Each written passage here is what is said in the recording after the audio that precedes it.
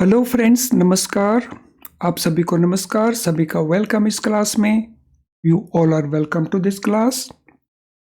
Friends, live class में जितने students already join कर चुके हैं वो कंफर्म करेंगे क्विकली आपका ऑडियो वीडियो एक्सेसिबल है।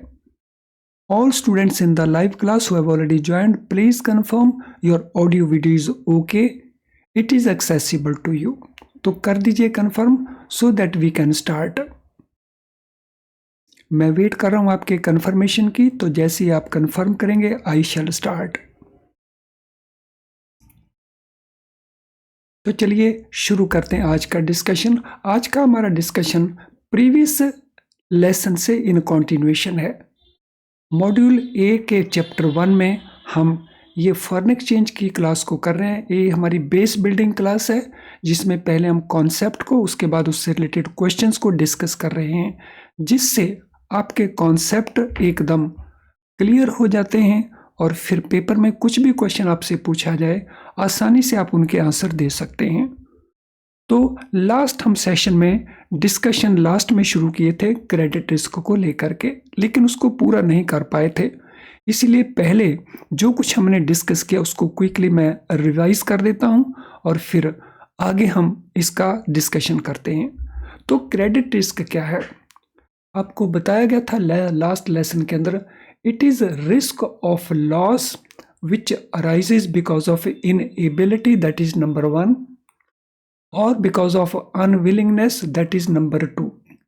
इनएबिलिटी या किसका? अनविलिंगनेस, काउंटर पार्टी का। जब काउंटर पार्टी अपनी ऑब्लिगेशन को ऑन मैच्योरिटी नहीं मीट करती तो अराइज होता है क्रेडिट रिस्क। फॉरेन एक्सचेंज के जब हम अंदर बात करते हैं क्रेडिट रिस्क की, तो काउंटर पार्टी को हमने ध्यान में जरूर रखना है। सो काउंटर पार्टी क्या हो सकती है? So let us see this example. So we have bank A, so they enter into a contract with XYZ limited. तो they purchase and XYZ is to sell, और डिलीवरी होगी ऑन मैच्योरिटी। मैच्योरिटी आने तक या on maturity अगर किसी कारण XYZ ये डिलीवरी नहीं कर पाता फॉरेन एक्सचेंज की, या वो जानबूझ के डिलीवरी नहीं करता, तो वो काउंटर पार्टी है। तो इस काउंटर पार्टी की इनएबिलिटी के कारण या अनविलिंगनेस के कारण जो ऑब्लिगेशन उसने कंप्लाई नहीं की, उसके कारण होने वाले लॉस को हम रिस्क को हम कहते हैं credit risk. This risk is further classified into pre settlement risk and settlement risk. तो प्री सेटलमेंट रिस्क को हम डिस्कस कर रहे थे लास्ट कि ये रिस्क क्या होता है। Pre settlement risk is the risk of failure of the counterparty before maturity of the contract. तो ये रिस्क कब अराइज होता है? अभी ड्यू डेट नहीं आई है, अब मैच्योरिटी डेट अभी दिन नहीं आई है, लेकिन मैच्योरिटी डेट से पहले ही जो XYZ है ये इंसॉल्वेंट हो जाता है, दिवालिया हो जाता है, और वो भी ड्यू डेट से पहले। तो उस केस में कौन सा रिस्क अराइज होगा? प्री सेटलमेंट रिस्क, यानी सेटलमेंट रिस्क से पहले ही ये सिचुएशन अराइज होगी। तो इस केस में बैंक ए को अब क्या करना होगा? बिकॉज बैंक ए परचेज का कॉन्ट्रैक्ट कर बैठा है, तो उसके बेसिस के ऊपर बैंक ए ने कोई सेलिंग का कॉन्ट्रैक्ट किया होगा अपनी ट्रांजैक्शन को हेज करने के लिए। तो अब बैंक ए को क्या करना पड़ेगा? अब बैंक ए को किसी नई काउंटर पार्टी को ढूंढना होगा और उससे वो परचेज करेगा at ongoing market rates. यानी एक तो बैंक नई काउंटर पार्टी तलाश करेगा और दूसरा जो परचेज करेगा वो उस समय का जो रेट होगा मार्केट का, विच में बी मोर, तो उसके ऊपर अपनी ट्रांजैक्शन को कवर करने के लिए वो परचेज करेगा। तो प्री सेटलमेंट रिस्क में इस प्रकार से सिचुएशन अराइज होती है। In case of lending and borrowing, credit risk arises from possibility of loss resulting from borrower's failure to repay a loan और मीट कॉन्ट्रेक्चुअल ऑब्लिगेशन। यहां तक हम बात कर रहे थे फॉरेन एक्सचेंज की ट्रांजैक्शन से रिलेटेड क्रेडिट रिस्क, और यहाँ पे हम बात कर रहे हैं लेंडिंग एंड बोरिंग ट्रांजैक्शन के बीच में। So lending and borrowing transaction में क्रेडिट रिस्क कैसे अराइज होता है? तो ये अराइज होता है because of possibility of loss resulting from borrower's failure. तो यहाँ पे बोरोर हमने वर्ड यूज करते हैं। तो जब नॉर्मल क्रेडिट रिस्क है तो we always talk about the borrower's का failure to repay the loan और मीट कॉन्ट्रेक्चुअल ऑब्लिगेशन। लेकिन जब हम फॉरेन एक्सचेंज के अंदर क्रेडिट रिस्क की बात करते हैं तो we talk about counterparty. It also arises from issuer's failure in paying coupon amount और repaying the principal amount on maturity in respect of bonds, debentures, commercial paper, intercorporate deposits issued by a company। ये तीसरी situation हो गई credit risk के लिए। तो ये और किस कारण अराइज हो सकता है? अगर कोई कंपनी इशू करती है बॉन्ड्स या डिबेंचर्स या कमर्शियल पेपर या इंटरकॉर्पोरेट डिपॉजिट्स और किसी कारण ऑन मैच्योरिटी वो रीपेमेंट नहीं कर पाती या वो इंटरेस्ट के अमाउंट को पे नहीं कर पाती, जिसको हम कूपन अमाउंट कहते हैं, तो कौन सा रिस्क अराइज हो जाएगा? In that case also credit risk will arise. तो फॉरेन एक्सचेंज में कैसे अराइज होता है वो हमने अंडरस्टैंड कर लिया। क्रेडिट ऑपरेशन में बोरिंग लैंड में कैसे अराइज होता है वो हमने अंडरस्टैंड कर लिया। और अगर बॉन्ड डिबेंचर एटसेट्रा इश्यू करने वाले इश्यूअर जो हैं वहाँ पे क्रेडिट रिस्क कैसे राइज होता है तो वो भी हमने अंडरस्टैंड कर लिया है। तो आई होप ये सारे के सारे हमने ठीक से अंडरस्टैंड कर लिए होंगे। अगर ऐसा है तो थोड़ा सा कंफर्मेशन मुझे ऐड कर दीजिए, कमेंट कर दीजिए, फीडबैक दे दीजिए कमेंट बॉक्स के अंदर that you have been able to understand credit risk properly। आपने क्रेडिट रिस्क को appropriately अंडरस्टैंड कर लिया है। तो ये कंफर्मेशन जरा मुझे कमेंट बॉक्स में दे दीजिए।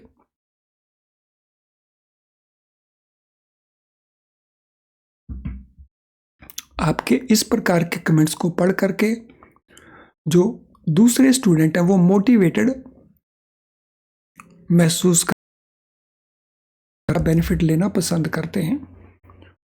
तो कर दीजिए छोटी सी कंफर्मेशन। डिफॉल्ट में rise because of non performance of the borrows business, non performance of the industry and overall economy etcetera. तो ये रीजन दिए हैं डिफॉल्ट के पीछे। तो इश्यूअर के द्वारा या बोरोर के द्वारा ये रीपेमेंट ना कर पाने के पीछे रीजन क्या है? Non performance of the borrows business, borrower का जो बिजनेस है वो प्रॉपरली परफॉर्म नहीं कर रहा, या जो इंडस्ट्री है एज ए होल वो प्रॉपरली परफॉर्म नहीं कर रही, या इकोनॉमी है एज ए होल वो प्रॉपरली परफॉर्म नहीं कर रही। तो इनमें से कोई भी रीजन उस डिफॉल्ट के हो सकते हैं। अब क्रेडिट रिस्क के अंदर सेटलमेंट रिस्क क्या रहता है? तो ये दूसरा पार्ट है प्री सेटलमेंट के बाद। It is risk of failure of the counterparty during the course of settlement due to time zone differences between two currencies to be exchanged. तो सेटलमेंट रिस्क फॉरेन एक्सचेंज के अंदर किस कारण arise होता है? ये अराइज होता है टाइम जोन डिफरेंस के कारण।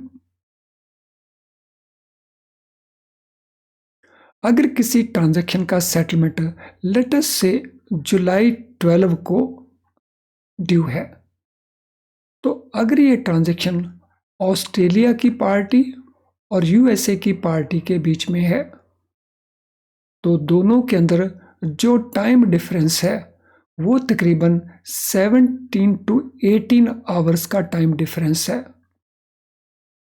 यानी जुलाई 12 ऑस्ट्रेलिया के अंदर यूएसए के कंपैरिजन में 17-18 आवर्स पहले पूरी हो जाती है। तो इस टाइम जोन डिफरेंस के कारण अगर काउंटर पार्टी फेल हो जाती हैं तो उस रिस्क को हम कहते हैं settlement risk as part of credit risk. और उसमें दो करेंसीज कम से कम इन्वॉल्व होती हैं। तो करेंसी कौन सी हो सकती हैं? ऑस्ट्रेलियन डॉलर इन्वॉल्व हो सकता है, यूएस डॉलर इन्वॉल्व हो सकता है। यानी ब्रॉडली हमने क्या ध्यान रखना है, करेंसी एक से ज़्यादा है, सेम करेंसी नहीं है, फेलियर काउंटर पार्टी का है, और तीसरा सेटलमेंट का ये फेलियर टाइम जोन डिफरेंस के कारण है, तो तब हम कहेंगे इसको settlement risk. It happens when one party performs its part of the contract by delivering the currency to be delivered by it. तो फॉर एग्जाम्पल हम एग्जाम्पल में देख लेते हैं, जो ऑस्ट्रेलियन पार्टी है उसने अपने पार्ट को परफॉर्म कर दिया है, कॉन्ट्रैक्ट में डिलीवर कर दिया उसको जो करेंसी डिलीवर करनी थी, लेकिन जो काउंटर पार्टी है यानी यूएसए वाली पार्टी वो फेल हो जाती है बिफोर डिलीवरिंग द करेंसी, और इसमें वो डिफरेंस है टाइम जोन का, तो इसके चलते सेटलमेंट रिस्क अराइज होता है। Bank Herstatt example, banking history में सेटलमेंट रिस्क से रिलेटेड बेस्ट एग्जाम्पल है bank Herstatt example. In this case risk arose due to failure of a German bank Hersted in Frankfurt in the year 1974 due to time zone difference। तो ये case किसको relate करता है, bank हर्स्टेड को। ये German का bank था जो फेल हो गया था 1974 के अंदर, और ये सेटलमेंट रिस्क अराइज हुआ था because of time zone difference. Counter party in case of interbank dealing example, so counter party, now on April 3rd, Bank A in Frankfurt, Germany bought euro 1 million at 1.1550 from Bank B in New York, USA. Value support थी 5th April की। Presume both centers are open on 5th April. So ये transaction कब हुई, 3rd April को ये transaction हुआ। Bank A Germany में था और बैंक बी न्यूयॉर्क यूएसए में था। ट्रांजैक्शन की वैल्यू थी यूरो 1 मिलियन और वैल्यू स्पॉट रेट डिलीवर होनी थी 5th अप्रैल को, और 5th अप्रैल जर्मनी में भी और यूएसए में भी वर्किंग डे अज्यूम किया गया।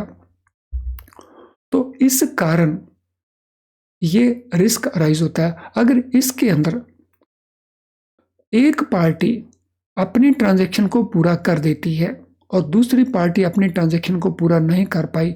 जैसे बैंक हर्स्टेट अपनी ट्रांजैक्शन को पूरा नहीं कर पाया, तो जिसके कारण वर्ल्ड के बहुत सारे बैंकों को लॉस हुआ। तो ये एग्जाम्पल है बैंक हर्स्टेट की। So this means Bank A in Frankfurt will receive euro 1 million from Bank B, value 5th November.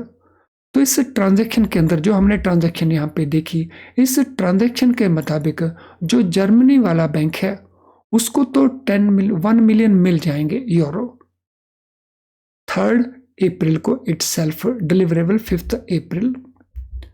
So this means Bank A in Frankfurt will receive euro 1 million from Bank B, value 5th November. In consideration has to remit this much amount to Bank B in New York. तो ये amount 100 ही होना चाहिए, यहाँ पे amount गलत लिया गया है, तो उसको रिमिट करने हैं दिस वैल्यू ऑन 5th, क्योंकि उसको सेटलमेंट करनी है on 5th। Due to time zone difference, Bank V will remit euro this much to Bank A first and will expect receipt of counter value US dollars this much when USA opens. तो ये value हमारी इतनी ही बनती है। In the meantime, there are any adverse events. If there is any adverse event, Bank A fails before it can remit US dollars this much to Bank B. Bank V will lose amount of euro this much it has already remitted. So इसके अंदर USA वाला bank वो already remit कर चुका है funds German वाले bank को, लेकिन जर्मन वाला बैंक फेल हो जाता है जिसके कारण वो रिमिट नहीं कर पाता। और अगर वो 3rd डे को ही होता, वैल्यू डेट 3rd होती, तो उस केस में जर्मन वाला बैंक भी रिमिट कर पाता and then that transaction would have been settled. तो सेटलमेंट रिस्क उसमें अराइज ना होता। So this amount has been corrected everywhere, हर जगह के ऊपर अमाउंट को करेक्ट कर दिया गया है। तो इस प्रकार से जो सेटलमेंट रिस्क है वो अराइज होता है। तो सेटलमेंट रिस्क में हमने टाइम जोन डिफरेंस को माइंड में रखना है। अब इससे रिलेटेड क्वेश्चंस क्या क्या बनते हैं वो देख लेते हैं। What is credit risk? तो क्रेडिट रिस्क को हम कैसे डिफाइन करते हैं? Risk of loss because of a change in the market variables, risk of loss because of counterparty's inability or unwillingness to meet obligations, risk of loss because of political instability in different country, risk of loss because of change in value of currency in which position is held। तो credit risk को इनमें से हम कैसे define करेंगे? तो कौन सा ऑप्शन हमारा आंसर बनता है क्वेश्चन नंबर 1 के लिए? सो क्रेडिट रिस्क को हमने अच्छे से अंडरस्टैंड कर लिया है। Now we have to answer this question कि क्रेडिट रिस्क हम कैसे डिफाइन करेंगे। Risk of loss because of change in market variable, तो ये तो क्रेडिट रिस्क नहीं बनता है। इनएबिलिटी और unwillingness of counter party, yes ये तो बनता है। और देख लेते हैं और तो नहीं कोई बनता। पॉलिटिकल इंस्टेबिलिटी, ये उसके पीछे रीजन हो सकता है, not the risk itself. Due to change in value of currency in जे, ये भी क्रेडिट रिस्क नहीं बनता पोजीशन होल्ड होने के कारण। तो हमारा ऑप्शन आंसर बन जाता है बी, क्योंकि जो डी है वो रिलेट करता है एक्सचेंज रिस्क को। What is pre settlement risk? Pre settlement risk को हम कैसे डिफाइन करते हैं? Risk of loss resulting because of borrower's failure to repay a loan, risk of failure of counterparty before maturity of the contract, risk of loss because of adverse change in value of currency in which position is held, risk of loss because of change in market variables। हमने identify करना है pre settlement risk इनमें से कौन सा बनता है। Pre settlement risk, सो borer की फेलियर प्री सेटलमेंट को रिफ्लेक्ट नहीं करती, लेकिन काउंटर पार्टी की फेलियर, बोरर की failure before maturity of the contract, तो ये प्री सेटलमेंट को रिलेट करती है। तो प्री सेटलमेंट में हमने इसी बात का ध्यान रखना है कि ये before maturity failure of the counterparty को रिलेट करता है। So option B is our answer. Friend, इससे पहले कि हम अगले पार्ट को कवर करें, this is important information for you. If live class enough to pass the exam, no it is not enough. तो फिर हम इसको ज्वाइन क्यों करें? बिकॉज ये हमारे स्कोर को इम्प्रूव करने में बहुत यूजफुल है, इसीलिए हमें इस क्लास को मिस नहीं करना चाहिए। और पास होने के लिए हमें फुल सिलेबस को कवर करने की जरूरत पड़ेगी। तो जब तक हम फुल सिलेबस को कवर नहीं करेंगे, हमें नहीं पता है कि कहाँ से क्वेश्चन पूछे जाएंगे, और लाइव क्लास में टाइम कंस्ट्रेंट के कारण हम पूरे सिलेबस को कवर नहीं कर पाते। और पूरे सिलेबस को कवर करने के लिए अगर आप IIBF बुक्स को यूज़ कर रहे हैं तो आपके सामने कुछ इश्यूज आ रहे हो सकते हैं। For example, difficult to understand. इन बुक्स में जो कुछ लिखा है, जैसे लिखा है, उसको अंडरस्टैंड करने में आपको डिफ़िकल्टी आती है, आप फिर पढ़ते हैं फिर भूल जाते हैं। As a result lot of time is spent by you. आप प्रैक्टिस करना चाहते हैं काफ़ी सारी, लेकिन क्वेश्चन हमारे प्रैक्टिस के लिए इस बुक्स में कम मिलते हैं, तो प्रॉपर प्रैक्टिस नहीं हो पाती। केस स्टडीज़ एक इम्पॉर्टेंट कंपोनेंट है हमारे एग्जाम में, लेकिन बहुत सारी केस स्टडीज़ नहीं मिलती, वर्चुअली ना के बराबर केस स्टडीज़ हैं। और इस सभी का रिजल्ट क्या होता है? हमें बार बार पेपर में अपीयर होना पड़ता है। अब इसका सॉल्यूशन हमारे पास अवेलेबल है in the form of best quality low priced video lessons. Friends, in video lessons के अंदर जब हम कॉन्सेप्ट को एक्सप्लेन करते हैं तो बहुत आसानी से आप उसको अंडरस्टैंड कर जाते हैं और बहुत क्विकली अंडरस्टैंड कर जाते हैं, जिससे आपका टाइम बहुत सारा सेव हो जाता है एंड एज ए रिज़ल्ट आप पूरे सिलेबस को कवर भी कर लेते हैं। हमारे केस स्टडी पैकेज में आपको विद सॉल्यूशन बहुत सारी केस स्टडीज़ मिलती हैं, तो आपकी केस स्टडीज़ की अच्छी प्रैक्टिस हो जाती है। हमारे क्वेश्चन बैंक में आपको मल्टी चॉइस क्वेश्चंस बहुत सारे मिलते हैं, तो आपकी प्रैक्टिस क्वेश्चन की ये भी हो जाती है। तो अगर इतना सारा कुछ आसानी से अवेलेबल है, वो भी बहुत लो प्राइस के ऊपर without compromising the quality, so why not to use it. तो ये अवेलेबल है हमारी ऐप के थ्रू या अवेलेबल है हमारी वेबसाइट के थ्रू। तो हमारी वेबसाइट को लॉगिन करें, और जब आप हमारी वेबसाइट को लॉगिन करेंगे तो इसके कोर्स पेज में जाइए और जो भी प्रोडक्ट आपको यूज़ करना है उस प्रोडक्ट को यूज़ कर लीजिए। अब हम बाकी वापस क्वेश्चन के ऊपर करते हैं। In case of lending and borrowing, credit risk arises because of, अगर वो ट्रांजेक्शन लैंडिंग एंड बोरिंग की है, फॉरेन एक्सचेंज की ट्रांजेक्शन नहीं है, तो क्रेडिट रिस्क इनमें से किसके चलते अराइज होता है? Non performance of borrower's business, adverse change in market variables, non enforceability of contract against counterparty, failure of to meet obligation at maturity of the underlying transaction. हमने बताना है credit risk इनमें से कब arise होता है।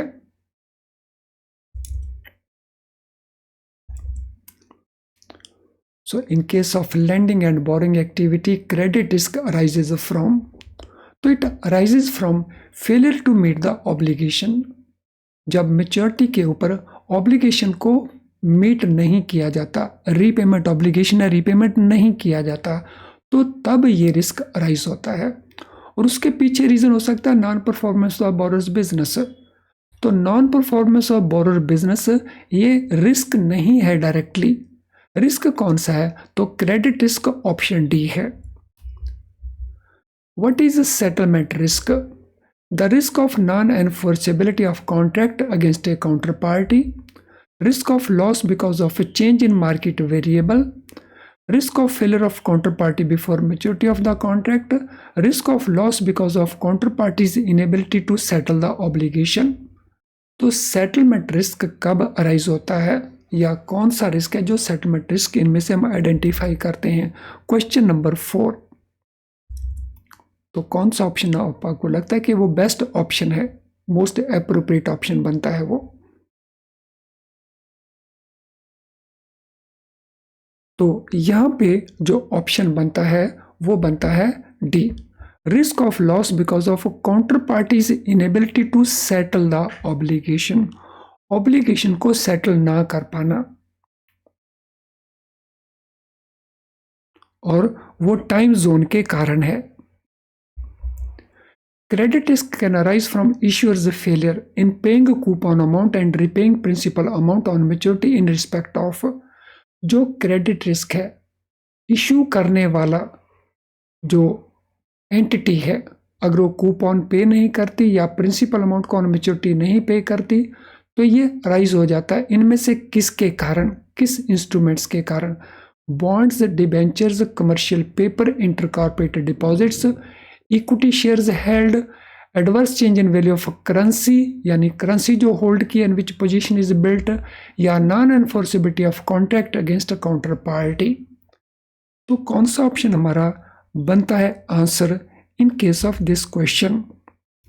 तो identify करें, तो which question answer is the correct one? तो ए बनता है, बी बनता है, सी बनता है, या डी बनता है? हमने अच्छे से इसको अंडरस्टैंड किया है, it should not be difficult. तो it is option A which is our answer. तो जब हम बात करते हैं इश्यूअर के केस में, तो इश्यूअर किन का होता है? बॉन्ड्स का इश्यूअर, डिबेंचर का इश्यूअर, कमर्शियल पेपर का इश्यूअर, या इंटर कॉर्पोरेट डिपॉजिट्स का issuer. What is settlement risk? Question दोबारा से पूछा गया लेकिन from a different angle. Risk of loss because of inability or unwillingness of counterparty to meet obligations on maturity. Risk of failure of counterparty before maturity of the contract. Risk of failure of counterparty during course of settlement. Risk arising because of non-enforceability of contract against counterparty. Virtually ये repeat हो गया है question, तो answer हमारा बनेगा इसके अंदर C. So in the course of settlement, what is example of bank Herstatt case? Herstatt bank का जो केस है उसमें एग्जाम्पल किस चीज की है? Counterparty in case of interbank dealing example, failure of German bank due to time zone difference, risk of failure of counterparty before maturity of the contract, risk arising on account of non-enforceability of contract against a counterparty। जो example bank हार्स्टेड की है तो इनमें से वो किसको relate करती है ऑप्शंस में से? सो वो रिलेट करती है जर्मन बैंक की failure because of time different zone. तो option B is the answer. What is bank A buying from bank B in New York in the given example? जो एग्जाम्पल हमने पढ़ी थी उस एग्जाम्पल में बैंक A बैंक B से क्या purchase कर रहा है? यूरो परचेज कर रहा है इस रेट के ऊपर, यूएस डॉलर परचेज कर रहा है, यूरो परचेज कर रहा है या ये परचेज कर रहा है। So what is that amount?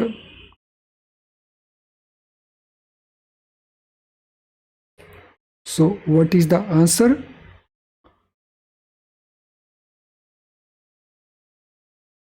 Friend इससे पहले कि आंसर दिया जाए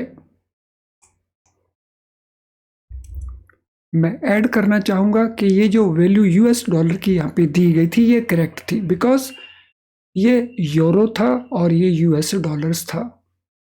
तो क्योंकि रेट यूएस डॉलर का हमने एग्जाम्पल में 1.55 देखा था एक यूरो के लिए, तो 1 euro is equal to 1.55 US dollar, इसलिए यहाँ पे यूएस डॉलर की जो वैल्यू 1,055,000 दी है ये करेक्ट वैल्यू है। तो मैंने इसको वापस वो वैल्यू करेक्ट कर दिया है सो दैट हमारे माइंड में कोई कंफ्यूजन ना आए कि उस वैल्यू को रिड्यूस क्यों किया गया था।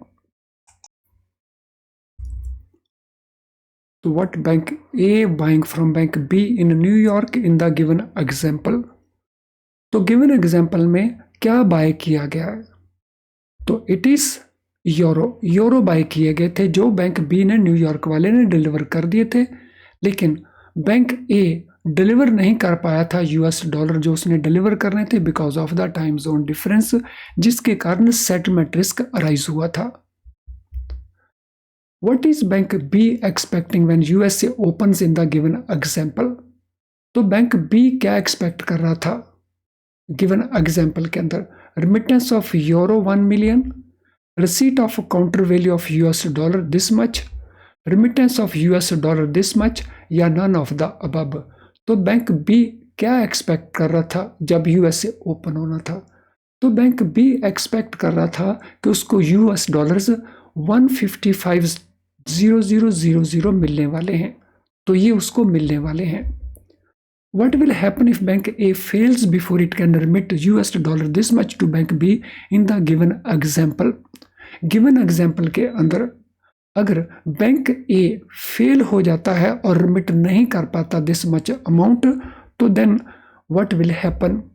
Bank B will lose the amount US dollar it has already remitted. Bank A will lose the amount euro this much it has already remitted. Both A and B and none of the above. तो इनमें से कौन सी situation arise होगी इस particular case के अंदर? तो what situation will arise? तो सिचुएशन अराइज होगी कि जो बैंक बी है ये लूज कर जाएगा दैट अमाउंट। तो जो इसने ऑलरेडी इसकी वैल्यू यूरो में रिमिट कर दी है, तो this much amount bank B will loose.